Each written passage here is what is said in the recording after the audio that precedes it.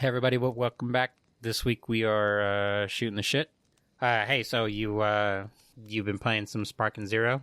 Not a whole lot, dude. Not as much as I'd like, but it does feel really nice. It reminds me. I remember seeing someone talk about it. They kind of hit the hammer on the nail for me. It's like it's very big nostalgia factor, which it really is. Like it just feels like Tenkaichi 2, but better. It was just really fun, man. Since he had to use my account to play, by that time he had already unlocked Gohan, so I just did like 4 or 5 battles. It was pretty fun.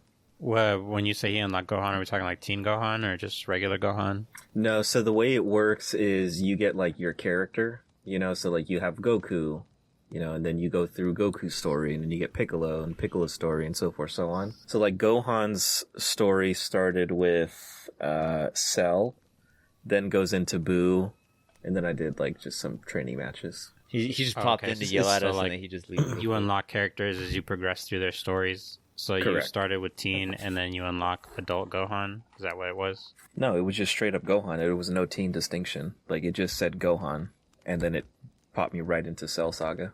That's weird. I thought like they had the 3 distinctions of Gohan. Like, yeah, probably playable character, but as far as story mode went, again, I didn't spend a lot of time in there. I just saw Gohan. I was like, all right, I'm in. How it first started was like you only have Goku, and then he was playing it a fuck ton for like days and days. And when I finally got on there, I saw Gohan, Piccolo, Vegeta, and some other characters. Like, I'm just going with Gohan. But yeah, there was no distinction of, oh, you're going to use only Teen Gohan or Adult Gohan or Ultimate Gohan or Great Saiyaman. It was just Gohan. do you feel like you got a handle on a lot of like the battle mechanics? Is it like wildly different from like Tenkaichi and No, Budokai? it's the same shit. It's just different buttons for what you need to do. There's a couple things that are a little different. Like you get some type of unblockable dash from what I could see. And I don't remember, probably Danny can like fact check me on this or not. But I don't remember your vanishes taking up ki in your meter, but it does that here. I did that in the old games. You did? Yeah. Okay. But so I haven't played it yet, but I saw clips of, I guess it's a skill you could equip or whatever. So where like a lot of characters have a super where it's just, the giant explosion wave. And there's just a skill that lets you auto dodge ki, and since that's technically a ki attack, it just looks like you're just skipping around, losing frames, like circling your opponent. It's so funny. Actually, since you bring that up, I've seen another video where they use that same move, and what they do is they do the vanishing step behind somebody, and then they just ki blast consecutively with that move, and these guys get staggered and they can't do shit about it. And it's just like a really cheese way of killing people. There's a lot of broken mechanics that I've seen in a lot of videos for Sparking Zero. I don't know. I'm gonna call them like very interesting strategies for like high rank. Oh yeah. I think just by far the best kind of battles that I've seen are just the ones that have like all the low tier characters, like people who are just getting like insanely good with Chaozu. Yajirobe's still OP though. That's the best thing, dude. Chaozu was always good. So was Yajirobe. I don't think Yajirobe was playable before. He wasn't one of them, I Tenkaichi 3. swear. Yeah, he was in Tenkaichi 3. I always played 2, so yeah, I don't know. No, I remember we did a Tenkaichi 2 tournament at like AX one year because I brought my copy. I was like, I'm gonna pick Chaozu because I fucked up. I didn't bring my memory card because it was the PS2 copy. I was like, I'll just pick Chaozu, and yeah, just handling business. And he's also just so funny to look at too, right? Because he has like no animations when he's moving. He's just eternally T-posing. I don't remember him having much facial expressions in the other one. I don't know if he does in this one. No, I gotta say, from what I've seen in the game, it's pretty much very faithful to the original trilogy. I'm sure, yeah, a lot of things are broken. It makes sense. You can't really balance a game like this size. No, dude, it's got to stay this way, bro. Like it's just like that whole Kaba fucking against Gogeta meme. Like Gogeta, yeah. Yeah, dude, like just no, leave the power scale in the way it is. All it takes is good skill. I'll pick it up soon. I don't know when. Yeah, once I get it, I'll be pretty hyped to hop on. It's not crossplay, is it? Oh no, it's not crossplay. Pretty lame, man. I don't know if you guys saw, but we got a reveal of what the next DLC characters are going to be. This was my worry when this dropped specifically because Daima is out. And who are the next characters? Daima characters. I mean, I guess it's cool, but from what we saw, it's Chibi Vegeta and one of the new like Kais that are involved in the story. And I'm like, I mean, I guess that's cool, but there's a video on YouTube that's 4 minutes long saying RIP to all the people who didn't make it. And it's like, yeah, these people should be in the game too. Like, I honestly just don't care for these newer characters. Dude, they missed out by not giving us Grandpa Gohan immediately. Dude. That's all I'm saying. Fucking cool. The only things for DLC 1 for the Season Pass is we're getting the Gamma Brothers. So that's pretty cool. They're from the movie, right? Yeah. Yeah, from Superhero. Does that mean we're getting Beast too? I don't know. Probably. When? Who knows? They've been data mining the game, and for sure they found Super 17. They said they found Beast Gohan, but I haven't really seen any real confirmation on that. I can't wait till they mod it and add in Super Saiyan 5. Dude, El Hermano and Super Saiyan Blanco's in there. That's perfect. Yeah, while we're talking Dragon Ball, yeah, Daima's out in the Japanese dub. In November is when the English dub is coming out, which I'm looking forward to just because we're getting the original voice actress that did like Kid Gohan, Goku. So that's really good because I'm not a big fan of who they picked to replace her in all like the content moving forward. But yeah, that's cool. Yeah, I haven't seen the episodes yet, but I've seen things about the show. And it's just weird, man. Like, I don't know what... Like, it's okay, so it's confirmed to be a canon series in the Dragon Ball universe, which already is pretty crazy to me. And then, like, there's just, like, a bunch of, like, continuity things that are being thrown in there. And I'm just... At that point, I was like, okay, it's just a fun time. I'm not gonna really take it at face value, but whatever. It's the best way to go about it, dude. Because we were, like, discussing all this crap, like, wait, hold on. Like, there's one part in there that I immediately was like, that's not what happened. It's because it's referencing Boo. And you know that scene where Vegeta just straight up, like, mauls all those people in the arena? He shoots Goku instead. Yes. And then it doesn't do as much damage as it did. I'm like, yeah, no, dude, that's so wrong. Because his whole shtick at that point, he's like, yeah, I'm a big bad again. You know, fuck these people, fuck these kids, you know? And I just like, no, why would you do that? Just give us the sauce. Yeah, I don't get... And it's weird, too. Like, Supreme Kai is defused, and that happened in Super. And the way they explained it in Super, in both manga and anime, was like, well, there was still one wish left for the Dragon Balls, so we just wish to be separated. And it's like, okay, like, sure, like, we can do that. And it's also, like, a dumb, goofy Toriyama thing that he likes to do. And that stuff I'm okay with. I think you're going to bring it up right now, but in Daima, they do a flashback of the Buu saga in the beginning. And one of the continuity things that I noticed was Shenron was giving out his wishes, and he gave out 3 wishes instead of 1 wish. Oh, that's a different thing, which I was going to bring up. But regulars get more. Yeah, that's what he said, dude. So stupid. We so looked at each other, funny, dude. and then Karina would come in the room. I'm like, hey, yo, real quick, you get 1 wish, right? She's like, yeah. And I'm like, yep, no. And then it gets to the scene where the big bad is like, all right, I get 3 wishes. He does his 1 wish where everybody gets small. And he's like, okay, what about the other 2? And Shenron literally goes, oh, that's just for regulars. Like, what kind of... No. Fucking Shenron, dude. So in Dragon Ball Z, after they had to go get Dende to get the new version of Shenron, he did say he upgraded Shenron to where you can get 2 wishes instead of just 1. And also, like, you're not limited to just 1 revive. You can revive as many times as you want. But now in Daima, it's 3 wishes. And yeah, favorites get more than 1 wish, which, I don't know. Like, I was talking to some friends about it. The only way I would be okay with that is if this is going to be leading up to GT stuff. Evil Shenron, right? The blue one smoking the cigar. And It's like, oh yeah, it's because you've been using the Dragon Balls too much. It's causing all this negative energy. It's not being dispersed properly. And that's why they, Omega Shenron arc happened. That's right. Okay. Yeah, so if that ends up happening because of this, I would be fine with that. This makes GT canon. That'd be so cool. Yeah, I mean, like the joke is this is GT2, which is funny. Back to the Supreme Kai shit. They explain it in Daima that like, oh yeah, Majin Buu, he lets out this gas that causes Potara fusions to defuse. So we just asked him to hit us with gas. You already had like the explanation. Like, why are we doing this again? And these are the things where I'm like, I like Toriyama, but fuck Toriyama. R.I.P. Toriyama. But god damn it, man. I mean, I know it's his team's job more or less to keep him in line with that shit, but at that point, he's just like, you know what, fuck it. That's really badass. No, it's not, dude. No. I'm sure it's going to be fun. Yeah, I'm just waiting for the dub at this point. You're not missing a lot right now.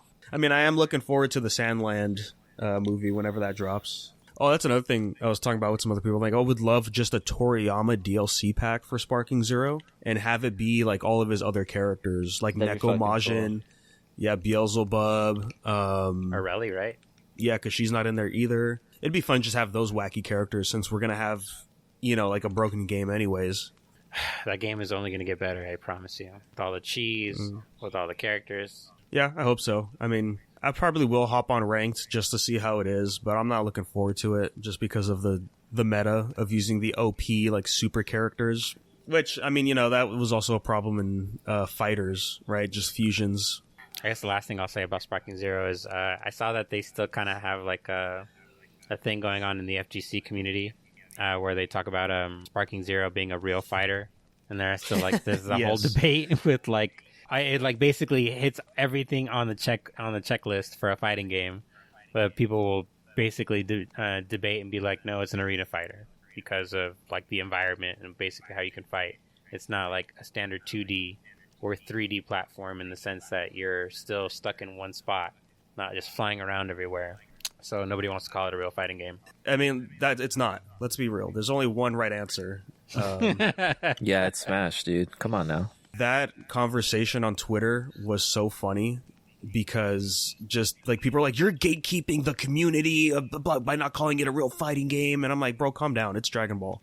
And this sparked from like, sure, on a technicality, Sparking Zero's breaking records because it had like 90,000 concurrent players on Steam at the time.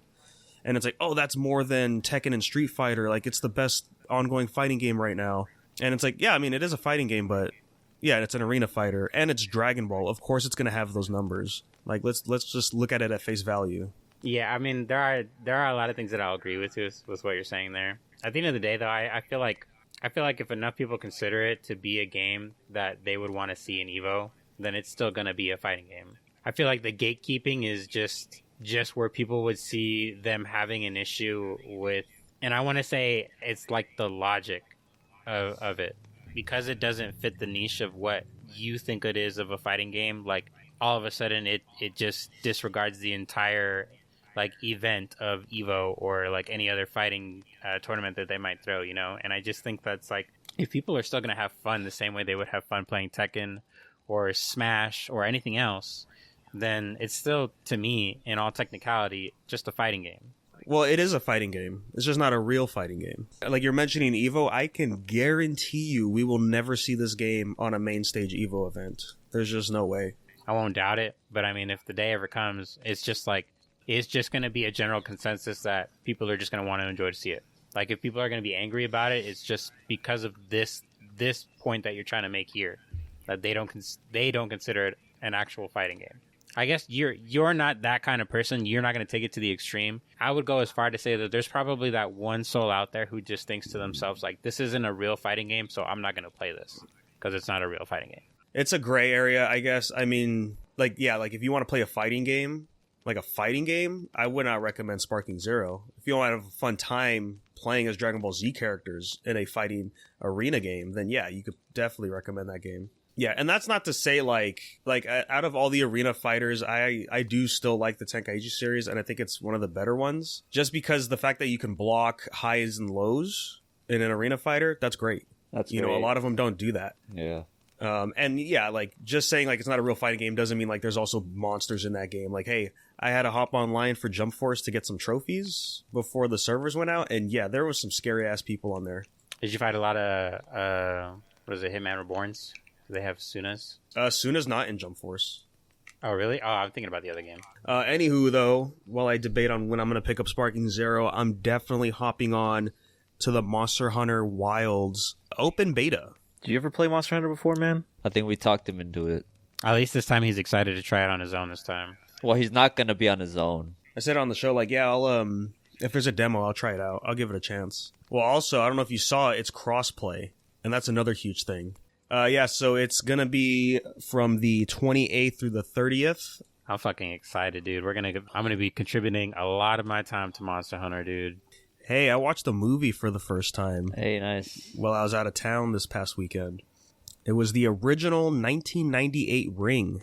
It's fantastic. Isn't movie, that called Juwong? That's a grudge. Yeah, that was a good movie. Did it scare you? Was it one of those? No. Oh. No, I didn't get scared. I was surprised, though, the GOAT, Gerry, Hiroyuki Sanada's in that movie. Yes, sir. Yeah, he's the guy that plays Toranaga in Shogun. Was he scared? No, he was him. Oh, fuck yeah, dude. The whole time I was appreciating, like, God damn, dude, Japan had it right back in the day in the mid to late 90s of just, like, horror suspense. Like, watching the movie and just seeing, like, how, like, the days play out and stuff. I'm like, this could just be, like, a visual novel horror game. And it's, like, it would just be perfect. That, like, you don't have to change much, just throw on the UI and all that. Yeah, you know what that's called? It was just great. You know what that's called? Fatal Frame. Oh, actually. That's Fatal Frame for you, good sir. Yeah. Play them. Isn't there like fucking 5 of them now? Probably. They ported Maiden of Black. Is that the one? Yeah, I think that was the most recent port. Yeah, they've ported that one like twice though. I don't think that one was all that good. Oh, 2021. There's another one, Mask of Lunar Eclipse. This one was last year. Okay. They don't port the ones they should port. That's all I'm saying. But they're all fun. But yeah, great movie, man. Just the ambient music that they picked for it. It was just perfect. Like when the tape was playing? No, just throughout the whole movie. Oh, nice. Cool.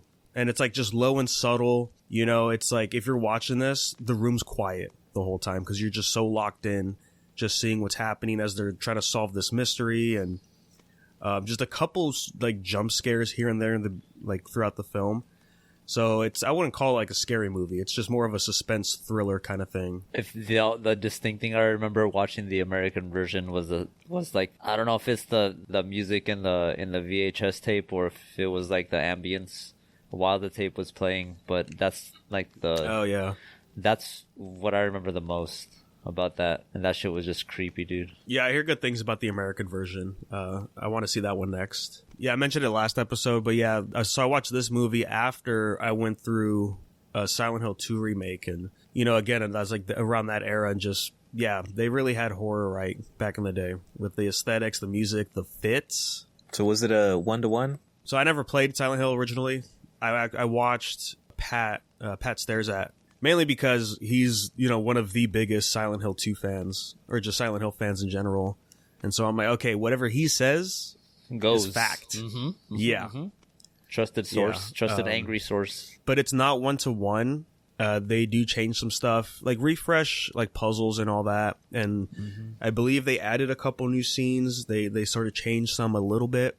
For majority of the game, it was pretty solid.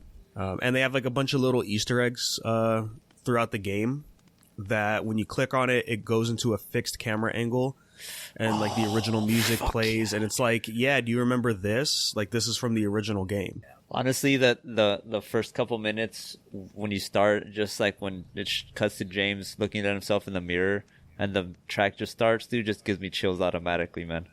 Yeah. Like this is going to set the tone. Adam, you showed me this streamer, Dr. Mick. Dude, he's doing a playthrough of that. Oh, fuck yeah, and he's analyzing it all, man. And he's going going pushing hard. pause. He's pushing pause a lot, dude, to explain. That's what I'm He's talking like, about. I don't want to overanalyze everything, but I'm like, this is the game to overanalyze. Yeah, it really is, man. Damn, I'm about to tune into those. Yeah, man, I'm watching his VODs on YouTube. Yeah, I gotta get on it. I think I'm gonna play it on the console, honestly. It seems like one of those games, yeah. No, you should, because it has a really bad stuttering problem right now. Oh, on and PC? I don't know. It'll be apparent on PlayStation as well, but I don't know if it's going to be on the same degree. You know what, Adam? I'm glad you're here, dude. So that way we can talk about the boy Sanderson here. And that's Brandon Sanderson. God, dude. You need to say both of his names. Respect on him. Yeah, I didn't read Mistborn yet. I dove in Way of Kings just because Book 5 is coming out for Stormlight. But I don't know if this is a problem in his other stuff, but I don't know. To me, like, I'm on page 395 right now, chapter 22. It's like a 1,300 page book, and I'm like, dude, what? Like, okay, like, stuff is happening, but what is the plot of this book? I could not tell you. Dude, I could tell you right now. It's a lot of. Read it again. It's a lot of setup. Way of Kings. Oh, okay. It's a lot because you gotta understand this thing. It's like it's massive fantasy, right? So It doesn't happen so much in Mistborn because Mistborn is like pretty fast paced in my opinion, even with all of the big players. But Stormlight is just, there's a lot to build. And as you go through the novellas, like there's even more world building in there. Like there was one in between book 3 and 4 that I kind of was like, is this really important, man? And I'm getting through it and I'm like, oh, holy shit, this is massive. Like this is legitimate world breaking for everything else going on. But yeah, there's just there's a lot of massive players, you know, like Kaladin, Dalinar, Shallan, Jasna, Adolin, and then you get the King's Wit. Like, just pay attention to that dude. But yeah, there's just a lot of players, and then you also got the Parshendi, right? So that's the whole And then you got the introduction of Spren. Like it's just a lot of what I would call like essential world building for what he's trying to accomplish. But since I'm like so far into it by now, like it's really important, and even more so now. Like that first scene in Way of Kings, remember that, because when I got to book 4, or no, I think it was in book 3 in Oathbringer, they mentioned that scene, and I'm like, wow, I like the prelude or the prologue or. Yes. There's like 4 intros in Way of Kings. Yeah, it's the one right before Gavinar gets assassinated at the party.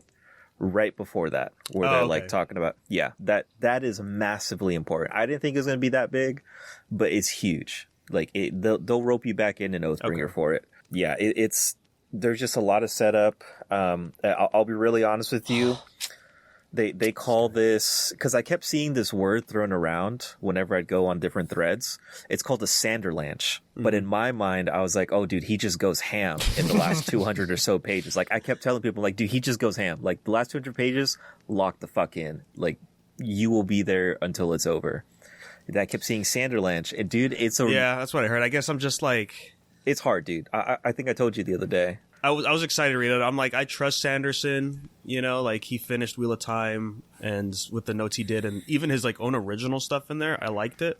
But yeah, I'm just like, I get we're understanding these characters, but I feel like this is just so much for such a big book to start. Yeah, I would say that the reason why Way of Kings is specifically that way, like, For one reason, right? I'm only going to talk about one because I could sit here and talk about Way of Kings all day long. But for one reason is Kaladin. Is to understand how Kaladin gets introduced to Dalinar. Like, that is the most massive part, or one of the most massive parts in Way of Kings. You know, because you have to see how Kaladin got here, because there's a point, I'm not giving you spoilers, but there's a point where you're like, oh, that's why this dude is so important. Like, this is the reason why we're spending so much time understanding why he's just this extremely depressed dude. It's massive, dude. Like, but like I had already read Mistborn. I didn't do Warbreaker or Elantris before it. I was like, let me just go straight to Stormlight because these books are massive. You'll get to that point, dude. It's a very defining point with Kaladin, and you're like, holy shit, okay, this is where it's starting to pick up. I can see why we took so long, like, setting the stage for everything here. And then after that, dude, like, there are definitely some dips in the other books for Stormlight, but it's you already know, like, everything is established at this point. You're like, oh, okay, this is what we're trying to do.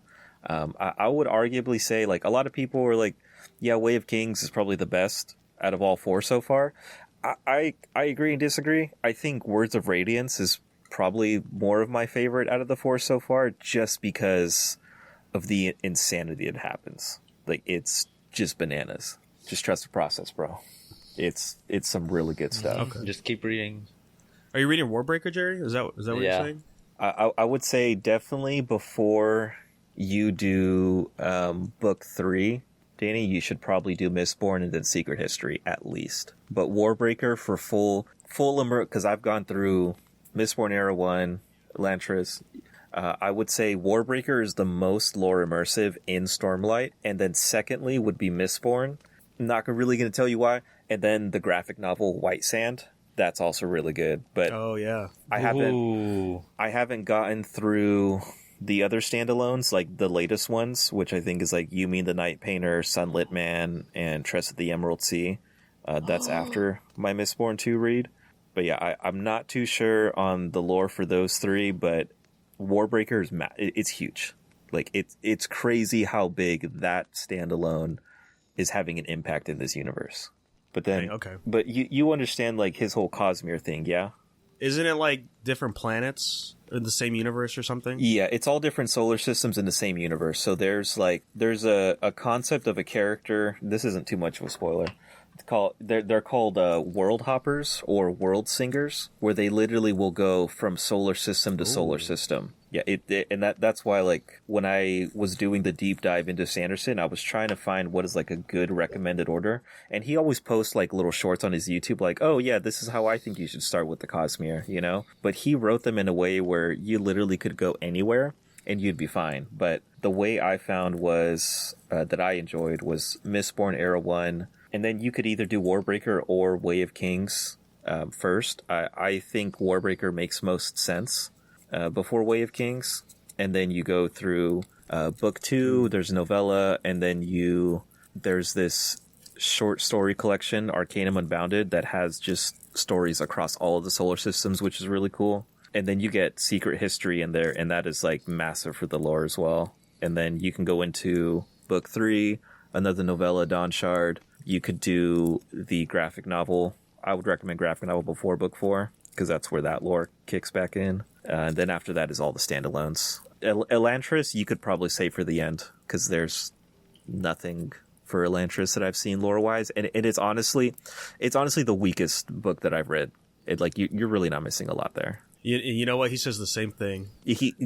Every video I see, he's like, yeah, Elantris you can put it anywhere. It's one of the weaker books I've done, you know. Like it's true. Like the story's nice, but it doesn't really pull you in anywhere. Yeah, I mean, I'll probably just wait because there's gonna be like the other Elantris books releasing next year or 2026 or something. Yeah, I mean, whatever his schedule is. I'm eager to see what that's gonna be like, because in that collection of short stories, there's one that's like post Elantris, which is pretty cool. I'm curious. I'm also wondering if they're gonna have any kind of secret lore drops in the tabletop RPG that had a Kickstarter a month ago.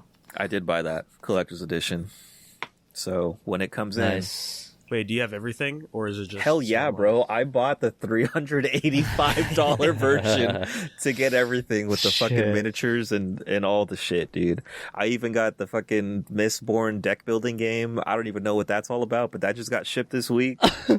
You got the what? Yeah, there's a Mistborn deck game. Like, I just saw it. I'm like, when is it up for pre-order? It's up for pre-order in a week. Fuck it, I'm gonna get it.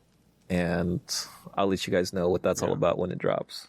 But yeah, I'll honestly say his style of world building is really nice. Like he leaves no stone uncovered. All right, I'm done dick writing now. Like I said, I trust Sanderson, so I'm just going to keep trekking through this book. But I might take breaks in between. When I first opened the book, I was like, what is this guy doing, man? I went to the table of contents, and I was like, let me look at the chapters. And it's like, no, we're not telling you where the chapters are. We're telling you where the parts are. I was like, well, forget me. Wrong book. Damn. Excuse me. Sir. Yeah, like Prelude, Book 1, Prologue, Part 1, Interlude, Part 2. I was like, Jesus Christ. Okay. So I might take breaks between the parts and read like other smaller books that I've been meaning to check out. I will say, I said this to Oscar because he picked up the first Mistborn book. Is like, if you get stuck in the magic system, always reference that Ars Arcanum he's got, because like, especially in Mistborn, like that power system, I forgot what each metal did every now and then. I'm like, I don't know what the fuck each one does. It's important. Telling me it's important. Yeah, I'd always be like, oh, he's flaring tin. Oh, he gets the senses buff. Bless you. You know. Yeah, I know. Yeah, dude. I know what tin is, but like once it gets to like the alloys, I'm like, I don't know, man. Yeah, dude. I don't know what happens then. Yeah, bro. They're putting in aluminum in Mistborn Era 2, and I'm like, all right, hold on. Oh boy. But then they're also doing, like I told you, they're mixing Farukami and the burning of the metals. I'm like, that's pretty fucking cool, dude. This guy can literally take no fall damage. It's crazy. And then you got some dude who's got the fucking, what's his name? Diavolos? King Crimson power? Yeah, dude. There's literally King Crimson in Mistborn Era 2. What? It's crazy. Oh, Lord. I think I'm halfway through Warbringer, so after that, I actually went through it faster than I thought I would. Out of all the books, which one's the shortest? For which one? Like Stormlight or? Which series? I guess for all of them. Probably the novellas. Yeah, the novellas, but fuck, dude. You might just have to lock in the Way of Kings afterwards. Okay. I mean, I guess you could do Mistborn Era 2. I just don't know how far into lore it gets. I don't think it gets that far deep. But I haven't gotten that far yet. I think I'm like a quarter of the way through the first one. So my thing, the Cosmere, different solar systems, correct, and then you have these people that jump between them. Is that correct? That's what you said earlier, right? Is there really a lot of connection between the stuff because of all the different systems and everything? Yes, there's one character that we like are fully aware of. Well, technically two, but there's one that's very prevalent in every single story. Like he is there somewhere. Except for Mistborn Era 1. But everywhere else. So he's like an irregular then. Exactly. Exactly. See, dude, Damn, now you know why I'm locked in. That much cooler, dude. You just made it that much cooler. Damn. But here's the thing, is like when so he kind of explains this a little bit. I don't remember which book it was, maybe 3 or 4. But he's like, yeah, when I go, I have to change form. So I don't look the same in every place I go to. Oh. But there's only one that we know of that has crossed. Well, I lied. There's like 4, but there's one big player that goes all around. Like every book, he is in there. Yeah, that kind of reminds me of I've mentioned it a couple times. There's this webtoon universe that I've read, and the Lookism one. No, not the Lookism one. It's called the Super String Theory. Oh, I think I remember you told me about it before. Yeah. Yeah, and it's like all over. It's all over like different timelines and stuff. For the most part, they don't connect. When you get closer to the end of it, we start seeing key players show up from other series, like the other big ones anyway. Like Revival Man, that's a pretty good one. It's one of the main series, I guess you could say. But the main antagonist in that series, I didn't realize it because, like, I'm bad with Korean names. At the end of season 2, like another key player from Terror Man shows up and he mentions like, oh yeah, this is so-and-so. And I was like, wait, what? And then I went back to Terror Man real quick. I was like, oh, I would have never thought that character would have came back like this. So like you start thinking about it in a different way. And it's like, oh, that's why like they interact the way they do later down the line. Yeah, there's literally one character from Mistborn that has a resurgence in such a fucking way that I'm like, fuck, dude, this is some big brain thinking over here. Like they talk about this dude, they give him a different name, and then in book 4, the other guy who's like a world hopper, he's like, oh yeah, I know who that is, and then he puts one phrase in there, be like, oh, now I know who this guy is. And I fucking screamed, dude. I threw the book on the floor. I'm like, you gotta be shitting me, man. There's no way. But then I remembered what another book did. I'm like, oh, okay, I see it. But how did he get here? Don't think too hard, Gerry. Oh, I'm not. I'm trying not to at all. Just so like I don't. Too soft. Just so I don't spoil, because you know how we think. We fucking just overthink it. Then we end up realizing the end before we read it. When are you gonna dive into some Wheel of Time there? Dude, yeah, bro, that's a good one, dude. Probably after Tolkien, man. I really wanted to so I was in between starting Tolkien or Sanderson, and then I was like, well, let me just see how I feel after Mistborn. And Mistborn sold me pretty well in his writing style and everything that he does. So then I figured, well, Tolkien's always going to be there. He's dead. There's no more books, so I can wait. Yeah, you might as well finish the ones that are... last year? You might as well read the ones that are finished, huh? That's crazy. Yeah. The golds, dude. That's what I want. I want to dive into like what Rings of Power is trying to do, because I know Rings of Power is doing their own fucking thing for the most part, Yeah. I just like seeing Sauron fucking be the dick that he is. I want to know more about Morgoth, that whole like true first age of Middle Earth and the Valinor and all that. That's what I'm really curious to see, and then how because Sauron, I don't know if it's super fact or not that he was actually an elf that kind of came down and then served Morgoth, and he's like, fuck it, I'm gonna be a big bad now. But yeah, I really want to dive into that. I could probably put him off and do Wheel of Time, but I'm just waiting till I catch up to Sanderson, do book 5, and then I'm free, because it's been like almost 3 years since I started the whole Cosmere, and and that's a lot. Yeah, dude, I'm like 6 books left with everything, but I think I can get through it by book 5. Yeah, I mean, just remember, Wheel of Time is one of his big inspirations. Yeah. And then he also finished it, right? So yeah, exactly. So how many years in there? Like 15, 14? There's 14 main titles and then a novella that's a prequel. Should I start with the novella? I mean, you can if you want. I read publication order. Oh, okay. And it came out after book 10. I'll probably do publication order. And honestly, that's kind of nice just because it's a prequel, so the main cast essentially is not in it.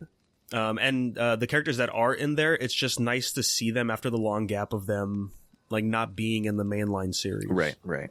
And I guess like it does complement like something that happens in book 11. It's not like a really big deal, but like it's something where you read that's like, oh yeah, that is nice.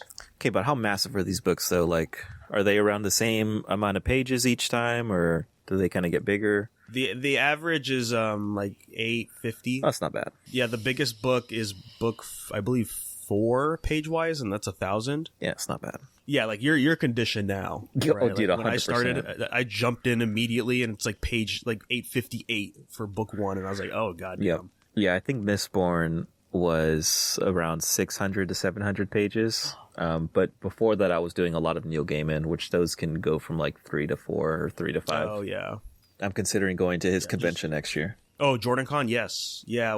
Me and my other friends, we've been talking about wanting. Not Jordan Con, Dragonsteel Con. Is that the same one? No. Dragon Con? Dragonsteel Con. His whole publications convention. Wait, who? Neil Gaiman's? No, or Sanderson. Oh, Oh, that's cool. I didn't. Oh, Yeah, he's got one. I don't know about this one. Yeah. Let me see. Is Hold it on. like a Let me Ren find it Fair for you real quick? Do people dress up, or is it I mean, more it's like a con. I'm sure people dress up anyway. I'm gonna see a bunch of Yeah, it's a Mistborn. convention. Did imagine people dress up in like con outfit and etiquette, and then all of a sudden they go to a big convention center and it's just the Scholastic Book Fair? Dude, I'd be fucking with it, man. Let me get all my Goosebumps books again. You know what I heard? I heard the Star Wars novels were actually fucking pretty dang too. They are, dude. There was one. I didn't. Well, which ones though? I didn't. The good ones. There was one that someone told me a long time ago with Darth Vader, like right after he gets the suit. The bit that he told me, I'm like, yeah, that's pretty fire, man. I'd read that. I mean, though, I'm watching everything that has to do with Ahsoka right now, and that's pretty fucking fire. So are you watching Rebels? I'm not there yet, but I've just watched the movie and I'm on season 2. Dude, I'm ready. I'm Rebels going in. I'm all in, bro. Yeah, she's getting older. This whole age, this growth, fucking of being from Padawan to a Jedi is just incredible. I'm all here for it, dude. Hey, yeah. So we didn't finish emails last time, so we can do that now. Yeah. So unversedpodcast@gmail.com for the email. If you have any questions, comments. The other comment from the last episode was, or I guess question was, when was there a time you didn't agree with a review of a product? Could be anything, if it was good or bad, and why? Fuck, there was a recent one, I swear. Oh, probably the Joker 2. Maybe just because like I wasn't. I don't know. Like I saw the reviews first, and I still want to go watch it, and it doesn't get all the hate it deserves. Maybe like because the people who actually like it aren't internet aren't terminally online, you know. Maybe there is a group of people out there who like it, but I honestly don't care. I kind of liked it. I just think it shouldn't have received as much flack as it should have. It should have received some flack. Yeah, you guys can hate me for it. I don't care. I don't think all the new One Piece like episodes coming out, I don't think they look good. I think they look bad, and we should just stop with this fucking hyper animation. Oh, dude, there was one.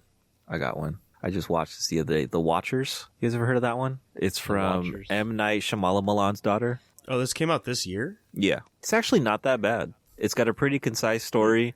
The twist at the end that she does, the Shyamalan twist, like, it makes sense. I'm like, okay. I saw this coming a mile away, but it's cool that it's here now. And, like, this opens up so much more to the lore of what she was trying to do. I thought it was good.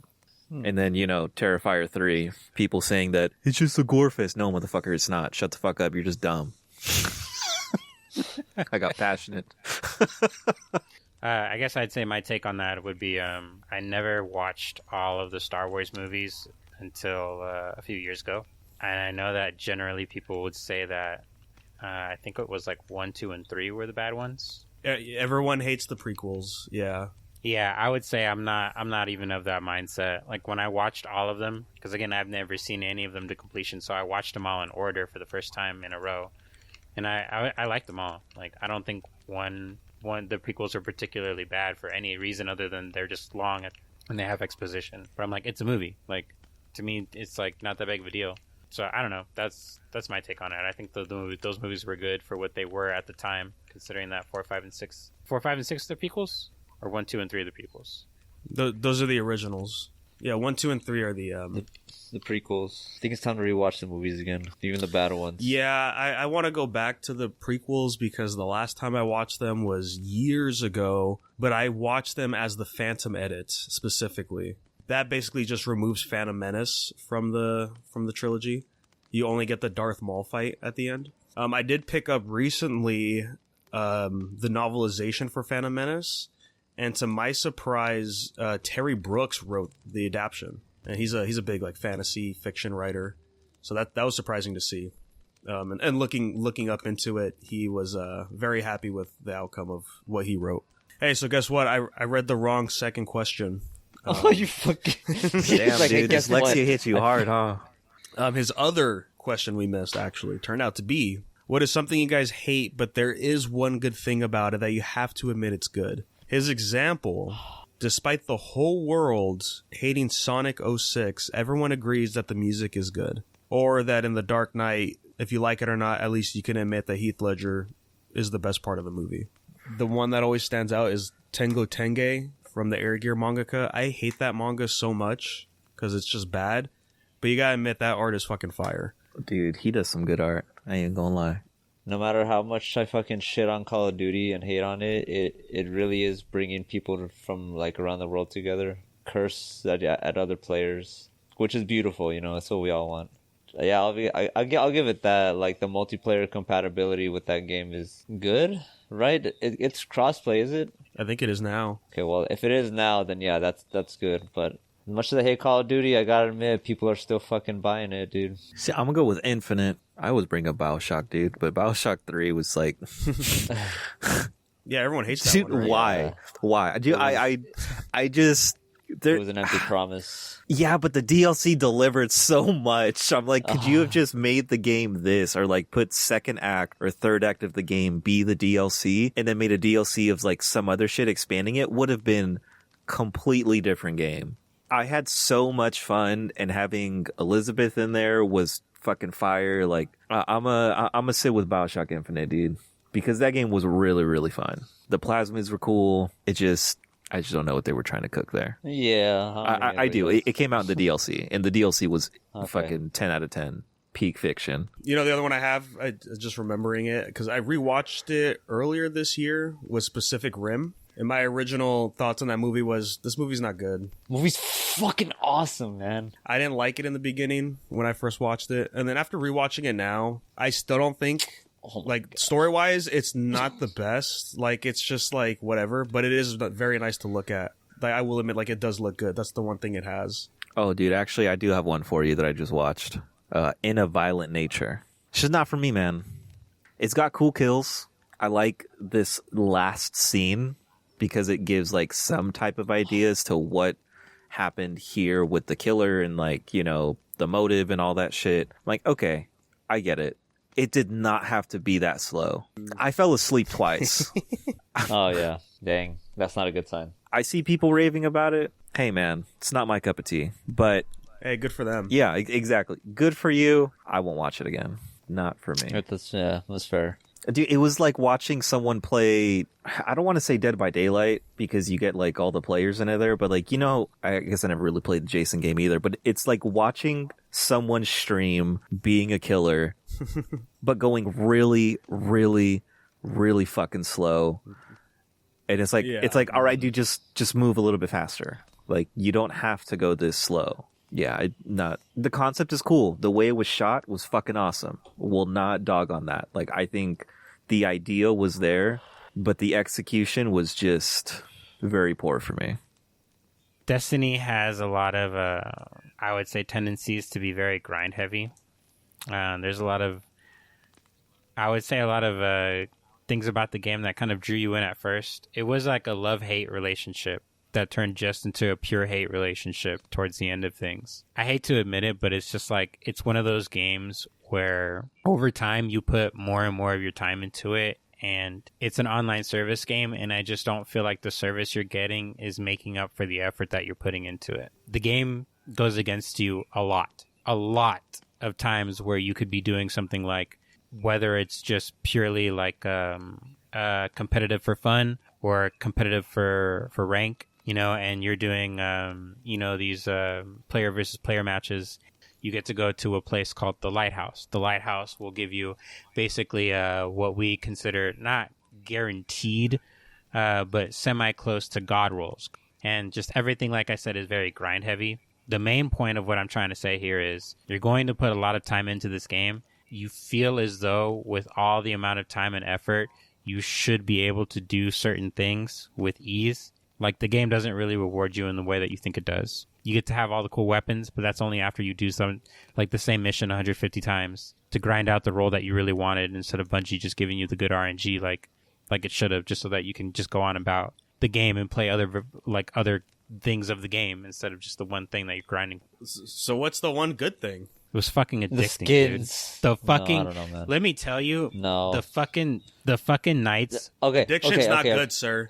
The PvP is pretty good. I like it. While I was still in my love relationship before the hate started rolling in, I'll tell you what I loved about Destiny. I loved the fire team. All right, I loved that most of us were playing Destiny at the time, and that we were all doing the same thing, all grinding, all having our own unique classes, all doing our own thing while still able to do the fire team. So like the whole team building thing, that was cool. There were times where you would get enjoyment out of doing this kind of content. This part was super cool, but over time, that's where shit starts to deteriorate. I guess the replayability and what you get out of it is where things start to really diminish. So yeah, but that's where I would say my love-hate relationship is. That Maybe really the real Destiny was the friends we met along the way. I would put Overwatch on that list because the skins are fucking phenomenal. I'm not gonna lie. You can't fucking catch me playing a team shooter anymore. Why not? We could win first match if we shut the. You know that's true. I know it's shut. Man. No, I'm not doing it. You can't make me. You don't want to pick up Tracer or Widow again? Dude, but I'm already Tracer. We have another question here. He says, what was a product you bought, be it anything, games, movies, yada yada, that you ended up getting buyer's remorse? You might hate his example here, Gerry. It says for him it was Sifu. Okay. Not because it was a bad game. It looks cool, but when he bought it, he saw that there was a free roadmap for new levels, stages, etc. And what was the point of playing this game if all this stuff is not in it? Yeah. I'm not gonna lie, yeah, the DLC was pretty lackluster. The reason he says that is because he's not the type of person to replay a game. Like, he just moves on to the next one. Especially with that one, there's not really much replayability. The same combos over and over again and all that. Once you get past like all the endings and all that, it's not really much. It has like maybe 3 replayability options, but that's it. Yeah, I don't know. There's not too many games I'll play, and then I'll be like, oh, I wish I didn't buy this. Callisto Protocol. It was meant to be better, honestly.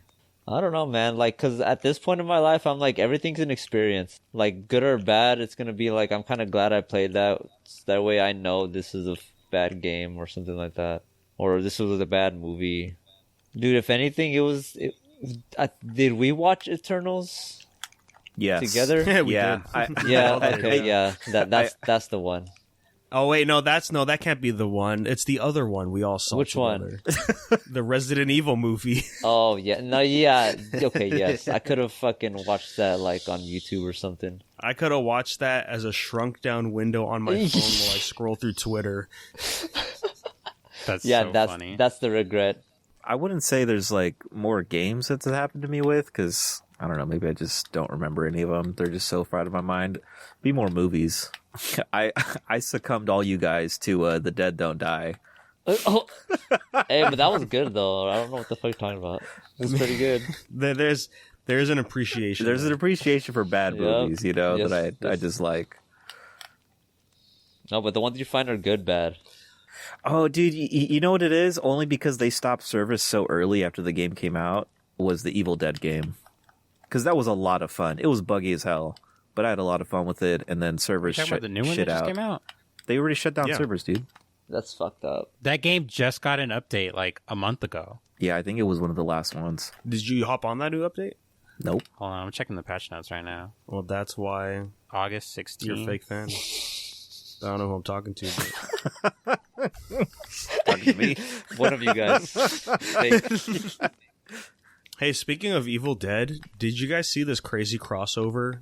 Not an Evil Dead, but the other horror movie game or whatever.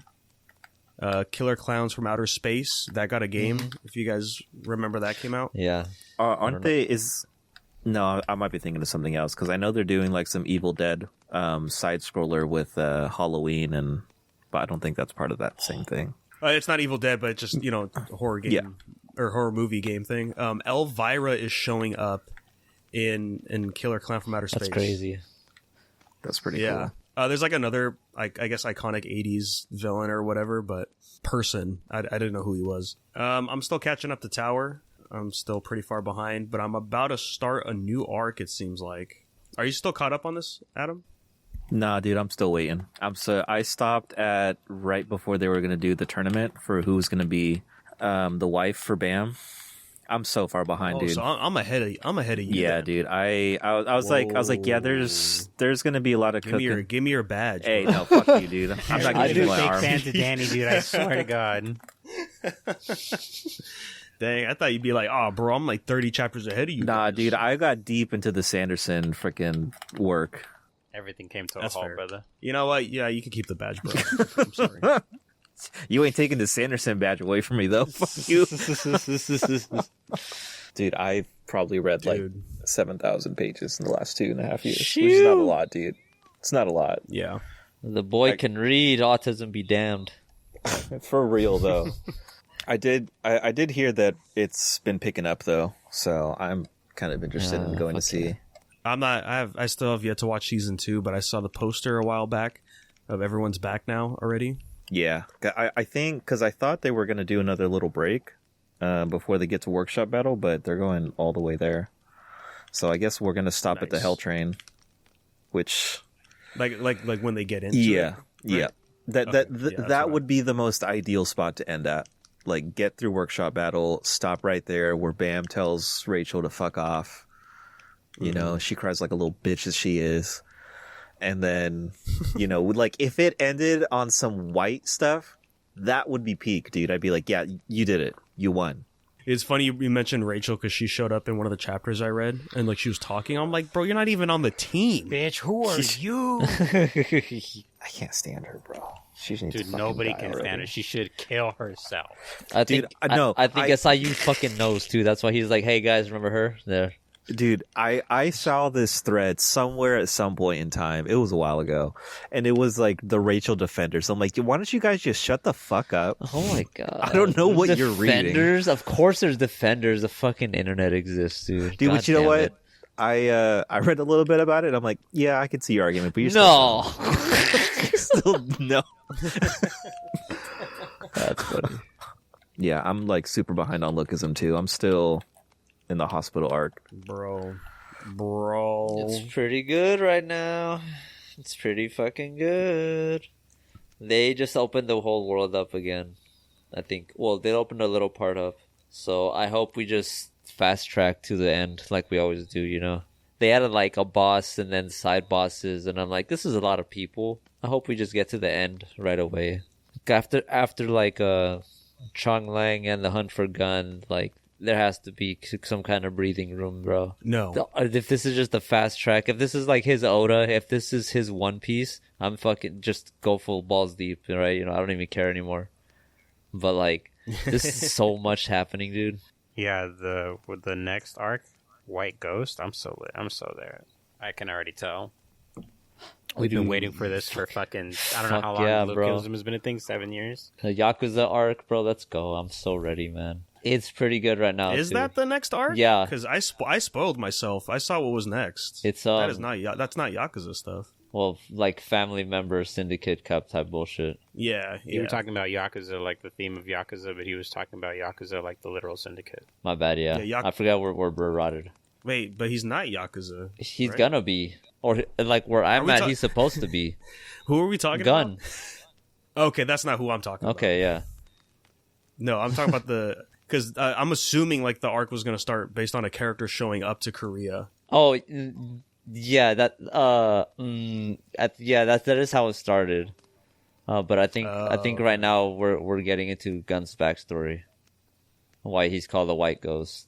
But yeah, it's right now. That's all that's going on. Not to spoil it, but Gun is the way he is because trauma. Who would have thought in Lookism? It gets insane too, dude. Yeah, Lookism is great. So I originally had one page for a recommendation, but then I was scrolling through some stuff and I found a page I didn't know was a page, but it is a page. I saw it as a screenshot on Twitter. The page is called Harley Carmichael 69. The video I saw is just him wearing a green flame, like Guy Fieri ass shirt, Pit Vipers backwards hat, walking around. It says "Bad news for hot dogs." I woke up. Oh, dude, is this the new Big Time Tommy? Yeah, this guy's freaking awesome. His profile picture on Instagram is just a skull on fire. It's awesome. It's like leaving the bar stats: 9 chicken fingers, 7 Miller Lights, 2 divorcee numbers. Dude, he's just me. It's him riding a BMX bike with a cigarette in his mouth. It's freaking awesome. Oh, he's that fucking guy for real. That's what I'm talking about, dude. Yeah, it's awesome. And he's playing those classic ass songs too. Like 3 Days Grace and fucking hell yeah, bro, bring it back. Yeah, some Limp Bizkit. She only want me for my Chili's gift card. Yep. He has this one post. It's a little deep fried. It's like him in like a front yard, with a BMX dirt bike behind him, an American flag. He put a PNG of a bald eagle flying in the air. He's holding a Monster can, and he has his legs spread out, and he has some cactus that look like dick and balls in front of him. It's like, this is what we're fucking talking about, guys. Like, Bert Kreischer would love this man. His description is 2003 Inland Empire BMX Pro-Am 3rd place. Wait, hold on. He said Inland Empire? That's what he We said. gotta find him. He's right here. Hold on. Yeah, man. So I'll put a link in his on his Instagram profile in the description if you want to check it out. Harley Carmichael 69. That's right. Nice. Hell yeah. And with that, guys, we could go ahead and wrap up this episode today.